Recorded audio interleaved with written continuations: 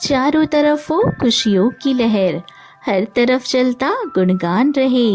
बरसे असीम अनुकंपा ईश्वर की, आप सभी के होठों पर सदा मुस्कान रहे।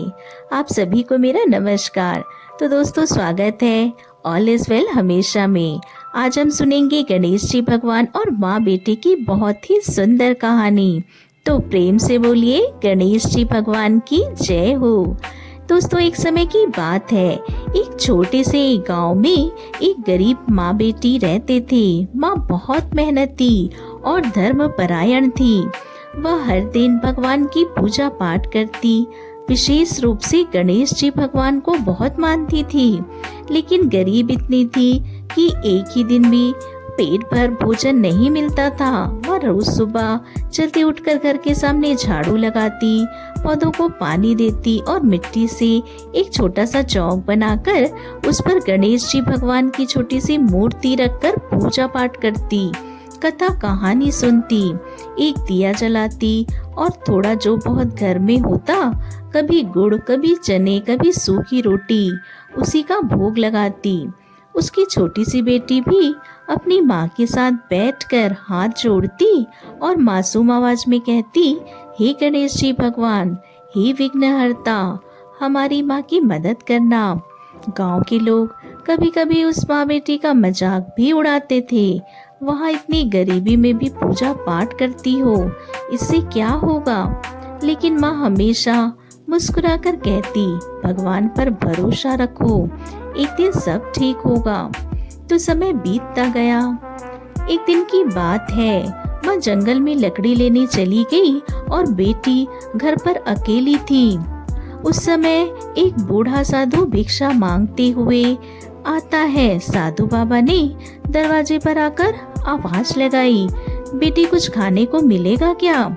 बेटी घर के अंदर गई और देखा कि खाने के लिए सिर्फ 2 ही सूखी रोटियां हैं। उसने सोचा, अगर मैं यह दे दूं तो माँ क्या खाएगी? फिर उसे अपनी माँ की बात याद आई, कभी भी भूखे को खाली हाथ मत लौटाना। यह सोचकर उसने दोनों रोटियां साधु बाबा को दे दी। साधु बाबा ने रोटियां खाई और बहुत प्रसन्न हुए। उन्होंने बेटी से कहा, बेटी तुम बहुत दयालु हो, बताओ तुम्हें क्या चाहिए? बेटी बोली, बाबा मुझे कुछ नहीं चाहिए, बस मेरी माँ को हमेशा खुश रखना, हमें 2 वक्त का भोजन मिल जाए। साधु बाबा मुस्कुराए। वह कोई साधारण साधु बाबा नहीं थे, बल्कि स्वयं गणेश जी भगवान थे, जो उसकी परीक्षा लेने आए थे। उन्होंने बेटी को आशीर्वाद दिया और कहा, कल सुबह तुम्हारे घर में सुख और समृद्धि आएगी। यह कहकर साधु बाबा गायब हो गए। शाम को जब माँ वापिस आई तो बेटी ने सारी बात माँ को बताई। माँ ने कहा, बेटी तुमने बहुत अच्छा काम किया है, भगवान जरूर हमारी मदद करेंगे। और अगली सुबह जब माँ बेटी उठी तो उन्होंने देखा कि उनके छोटे से घर में चावल, गेहूं, दाल और गुड़ से भरे मटके रखे हैं। घर के आंगन में एक सुंदर सी गाय भी बंधी हुई है। माँ बेटी यह देखकर आश्चर्यचकित रह गई और माँ ने तो तुरंत ही समझ लिया कि यह सब गणेश जी भगवान की ही कृपा है।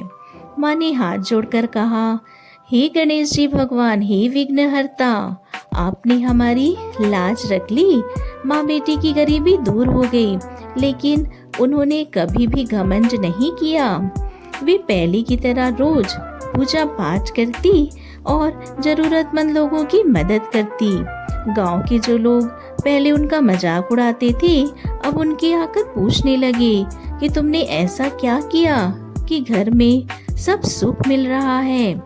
माँ हमेशा कहती, एक ही बात कहती कि सच्चे मन से गणेश जी भगवान की भक्ति करो, दूसरों की मदद करो, भगवान अवश्य खुश होंगे, भगवान जरूर तुम्हें खुश रखेंगे।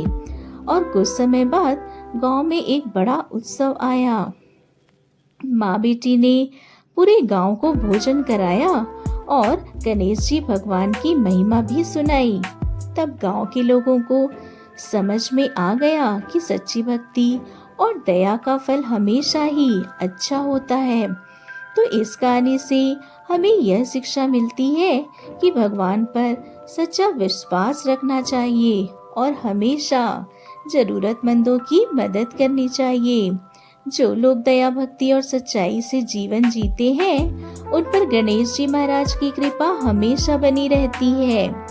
हे गणेश जी महाराज, हे विघ्नकर्ता, जैसे आपने माँ बेटी की कष्ट हरे, उनके घर में सुख समृद्धि लाई, उनके घर में अन्न धन के भंडार भरे, उनकी गरीबी दूर करी, वैसे ही आप कहानी सुनने वाले, हुंकारा भरने वाले, आपकी पूजा पाठ करने वाले, व्रत रखने वाले सभी भक्तों पर अपनी कृपा बनाए रखना, सभी की मनोकामना पूरी करना, सबके कष्ट दूर करना।